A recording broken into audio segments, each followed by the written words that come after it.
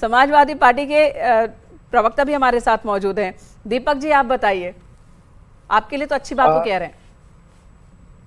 ऐसा कि समाजवादी पार्टी ने सदैव रायबरेली और अमेठी सीट कांग्रेस पार्टी के लिए सदैव छोड़ी, चाहे मेरा अलायंस रहा हो या ना रहा हो। लेकिन आज की तारीख में तो हमारा इंडिया गठबंधन में कांग्रेस पार्टी का हमारा अलायंस है। जाहिर सी बात है कि बूथ से लेकर के, सभाओं से लेकर के, स्ट्रेटजी से लेकर के, सब में समाजवादी पार्टी के एक एक नेता, एक एक कार्यकर्ता वहां पे मजबूती के साथ लगा था। और अभी आप पूछ दी कि सरकार बनाने में अगर जरूरत पड़ेगी, देखिए समाजवादी पार्टी और खास इंडिया ब्लॉक जो है तोड़फोड़ में विश्वास नहीं करती है। लेकिन अगर किसी दल का हृदय परिवर्तन हो रहा है और अगर वो आना चाहता है इंडिया गठबंधन को, इंडिया ब्लॉक को मजबूत करने के लिए, तो उसका इधर देखिए बड़ी खबर, टीडीपी प्रमुख से बात की है प्रधानमंत्री नरेंद्र मोदी ने। टीडीपी प्रमुख चंद्रबाबू नायडू से पीएम मोदी ने बात की है। थोड़ी देर पहले इंडिया गठबंधन की ओर से ये संकेत दिए जा रहे थे कि हम जेडीयू और टीडीपी से बात करेंगे। जो रुझान और जिस तरह की तस्वीर बनती दिख रही है, कहीं ना कहीं इंडिया गठबंधन ने संकेत देने की कोशिश की थी कि हम बात करेंगे एनडीए के घटक दलों से और अगर उनमें से कुछ आते हैं हमारे साथ तो हम मिलकर सरकार बनाएंगे। इस तरह के संकेत इंडिया गठबंधन ने देने की कोशिश की थी। लेकिन इस बीच पीएम मोदी ने बात की है, चंद्रबाबू नायडू से, टीडीपी प्रमुख से बात की है प्रधानमंत्री ने। यही मेन का एक चीज हम देख रहे थे, अभी किसी से बातचीत कर रहे थे किसी नेता के साथ, हमारे सहयोगी, तो उन्होंने कहा कि हम अभी तक आपको क्यों बताएं, हम किन किन घटक दलों के साथ बात करने वाले हैं, हम क्यों बताएं आपको, क्योंकि हमारी स्ट्रेटेजी को पहले ही बीजेपी चुरा लेगी। और यहाँ पर प्रधानमंत्री नरेंद्र मोदी ने जो टीडीपी से बातचीत की है उसके बाद कुछ इसी तरह का नजर आ रहा है। जी हाँ, तो पहले ही संकेत प्रधानमंत्री ने दे दिए थे और टीडीपी के चंद्रबाबू नायडू से पीएम मोदी ने फोन पर बात कर ली है। तो अब इसका असर देखिए लगाया जा सकता है, इसका अंदाजा लगाया जा सकता है कि इसका असर क्या होगा। प्रधानमंत्री मोदी ने चंद्रबाबू नायडू से बात की है। आनंद जी, बातचीत का सिलसिला शुरू हो गया। नहीं, देखिए चंद्रबाबू नायडू हमारे गठबंधन के सहयोगी हैं, हम उनके साथ मिलकर चुनाव लड़ रहे हैं। आंध्र प्रदेश में हम उनके साथ हैं और आंध्र प्रदेश में जिस तरह से टीडीपी ने जबरदस्त सफलता विधानसभा चुनाव में हासिल की है, निश्चित रूप से धन्यवाद, बधाई के पात्र हैं। आदरणीय प्रधानमंत्री जी ने अगर उनसे बात की है तो एक बहुत ही शिष्टाचार, ये तो एक कटसी है, बातचीत करना ही चाहिए। और निश्चित रूप से उनको उन्होंने बधाई दी होगी कि भाई जिस तरह से विधानसभा चुनाव में उन्होंने बेहतर प्रदर्शन किया और लोकसभा चुनाव में जिस तरह से एनडीए ने वहां बेहतर प्रदर्शन किया, इन सारी चीजों को लेकर निश्चित रूप से बातचीत हुई होगी। और साथ ही ये भी बताएं कि उधर इंडिया गठबंधन की ओर से भी संकेत दिए गए हैं। ओपी राजभर को बड़ा झटका, ओपी राजभर को बड़ा झटका, अरविंद राजभर भी पीछे चल रहे हैं। ओपी राजभर, शीनम जो बार बार कह रहे थे कि राजभर वोटों पर तो हमारा ही है, हम पिछड़ों की बात करते हैं, पिछड़े तो हमारे साथ हैं, लेकिन ओपी राजभर के बेटे हैं अरविंद राजभर और वो पीछे चल रहे हैं। एसपी के राजीव आगे चल रहे हैं घोसी में। इस पर भी आनंद जी बोलिए।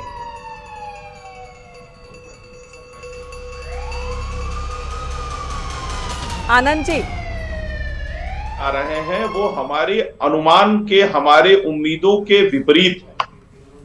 एक बार टैली जो है वो स्थिर हो जाए और चीजें समझ में आए कि कौन सी सीट कहां जा रही है, कितने हम पीछे हैं, कहां से हम आगे हैं, तो उस पर ज्यादा आसानी से टिप्पणी की जा सकती है। लेकिन फिलहाल मैं इतना कहूंगा कि जो रुझान है, ज्यादातर जगह जो रुझान हमारी आशा के अनुरूप नहीं है। क्यों नहीं है, इस पर हम विचार करेंगे।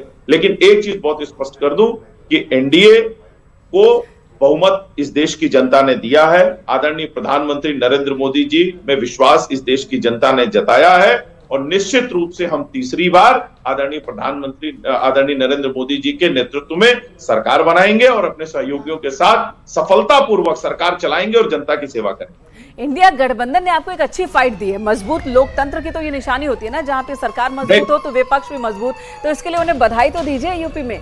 नहीं, निश्चित रूप से मैंने तो पहले ही आपके साथ में जब बैठा तो मैंने दीपक रंजन जी को बधाई दी कि भाई आपने अच्छी लड़ाई लड़ी, आप अच्छा कर रहे हैं, एक सकारात्मक विपक्ष की भूमिका निभाई है। अगर आपने शायद ये काम पहले किया होता तो ये इतनी दुर्गति आपको 2014, 19, 22 में नहीं झेलनी पड़ती। लेकिन ठीक है, यदि आप जनता ने आप पर कहीं कुछ सीटों पर, कुछ इलाकों में अगर आप पे भरोसा जताया है, ठीक है, उस भरोसे पर कायम रहिए और उसको। तो हमारे साथ भारतीय जनता पार्टी के प्रवक्ता और समाजवादी के प्रवक्ता तो जुड़े ही हुए हैं, लेकिन हमारे साथ सौरभ दुबे जी भी जुड़ गए हैं। हमारे गेस्ट का स्वागत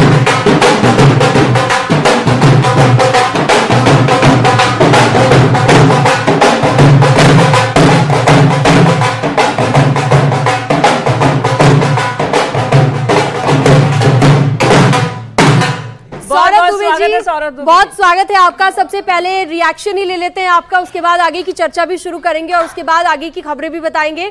लेकिन अभी जो टैली आप देख पा रहे हैं, एक नजर डालिए और अपना रिएक्शन दीजिए। क्या लगा था इतना बड़ा उलटफेर हो जाएगा? नहीं, देखिए बात तो यही थी कि तीसरी बार प्रधानमंत्री नरेंद्र मोदी जो है वो सरकार बनाने जा रहे हैं और तीसरी बार प्रधानमंत्री बनने जा रहे हैं।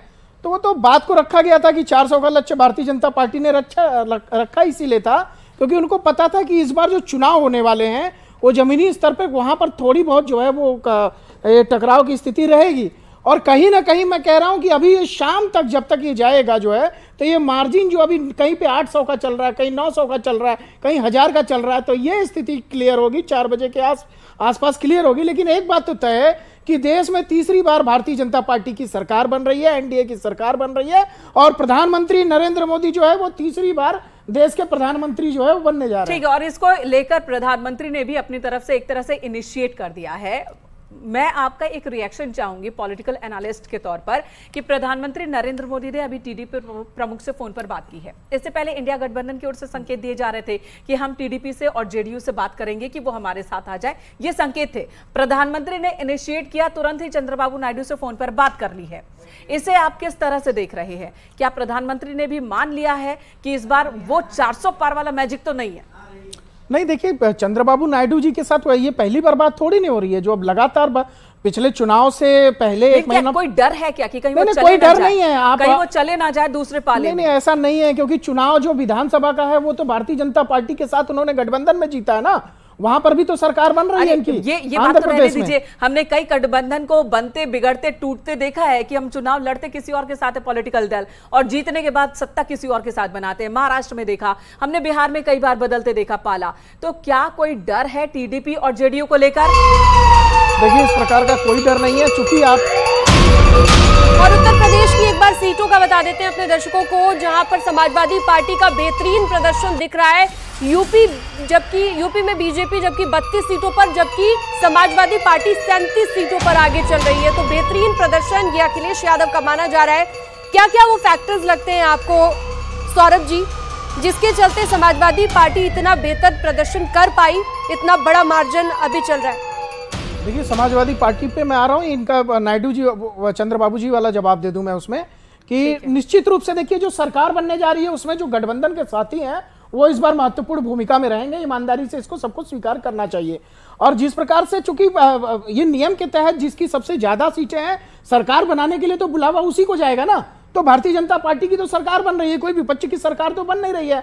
और जिस प्रकार से चंद्रबाबू नायडू भारतीय जनता पार्टी के साथ रहे और ये विधानसभा में अगर चुनाव में जीत हुई है तो कहीं ना कहीं भारतीय जनता पार्टी के साथ गठबंधन में उसका लाभ मिला है उनको। तो मुझे लगता है ठीक है, एक महत्वपूर्ण भूमिका में नीतीश कुमार और चंद्रबाबू नायडू जरूर रहेंगे, लेकिन भारतीय जनता पार्टी जो है वो नेतृत्व जो है प्रधानमंत्री मतलब आप ये कह रहे हैं कि उनको डरने की जरूरत नहीं है, निश्चिंत है वो सरकार बनाने को लेकर। बिल्कुल। ठीक है, अब यूपी पर आते हैं। यूपी में समाजवादी पार्टी ने 62 सीटों पर चुनाव लड़ा है और 37 पर वो आगे है समाजवादी पार्टी। वहीं बीजेपी 75 सीटों पर बीजेपी ने चुनाव लड़ा और वो 32 पर आगे दिख रही है। तो इसे लेकर क्या कहेंगे?